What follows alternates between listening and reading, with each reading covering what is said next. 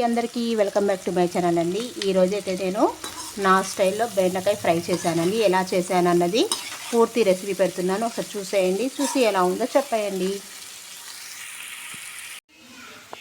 ఈరోజైతే నా స్టైల్లో బెండకాయ ఫ్రై ఎలా చేస్తానో చూపిస్తానండి. చాలా ఈజీ రెసిపీ, కానీ టేస్ట్ మాత్రం అదిరిపోతుంది. దీనికోసం అయితే బెండకాయ పచ్చి పులుసు కూడా చేస్తున్నానండి. ఈరోజు ఈ రెండు రెసిపీలు చూపిస్తాను, చూసేయండి. బెండకాయ ఫ్రై కోసం అయితే బెండకాయలు మాత్రం ఇలా సన్నగా అండి, మరీ సన్నగా అంటే సన్నగా కాదు, మరీ లావుగా అంటే లావు కాదు, ఈ రకంగా కట్ చేసేసుకోవాలి. ఇలా అన్ని బెండకాయలని కట్ చేసేసుకొని ఇప్పుడు బెండకాయ ఫ్రై ప్రాసెస్ని చూసేద్దాం. చూడండి, ఇలా ఆయిల్ బాగా హీట్ అయ్యాక కొన్ని బెండకాయలని వేసేసుకొని డీప్ ఫ్రై చేసేసుకోవాలండి.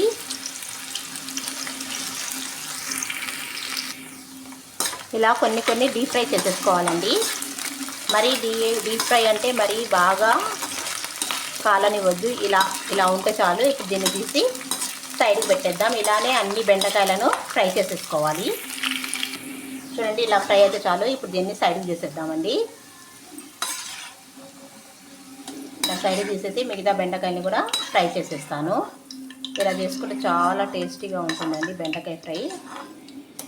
ఇప్పుడు మిగతా వాటిని కూడా ఇలానే ఫ్రై చేసేసుకోవాలి.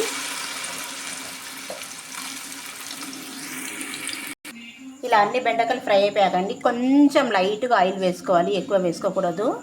ఇప్పుడు ఈ బెండకాయని ఫ్రై చేసిన వాటిని తాలింపు వేసేద్దాం. తాలింపు కోసం అయితే అండి ఫస్ట్ ఒక గుప్పెడు పల్లీలు, ఇవి మంచిగా గోల్డెన్ బ్రౌన్ కలర్ వచ్చే వరకు ఫ్రై అవ్వనివ్వాలి. చూడండి, పల్లీలు ఫ్రై అయ్యాక ఒక వెల్లిపాయ అండి, దీన్ని పూర్తిగా పొట్టు తీసేసి ఇలా దంచుకోవాలి. మెత్తగా దంచుకొని దీన్ని కూడా మంచిగా ఫ్రై చేసేసుకోవాలి. ఇందులోనే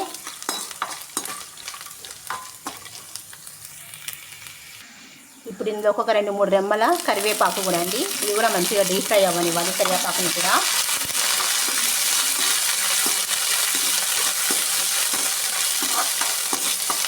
ఈ ప్రాసెస్ అంతా మీడియం ఫ్లేమ్లోనే స్టవ్ని పెట్టేసి చేయాలండి. ఇప్పుడు కొంచెం పసుపు, ఇప్పుడు ఇందులోకి మనం ఏవైతే ఫ్రై చేసుకున్న బెండకాయలు ఉన్నాయో వాటిని ఇందులోకి వేసేయాలండి.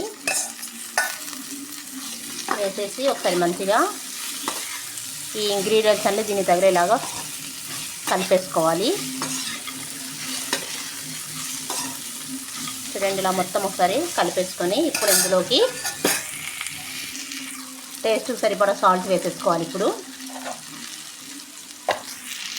అలాగే టేస్ట్కి సరిపడా కారం కూడా వేసేసుకొని ఒకసారి కలిపేసుకొని స్టవ్ ఆఫ్ చేసుకోవడమే అండి. ఇంతే అండి, సింపుల్ ప్రాసెస్.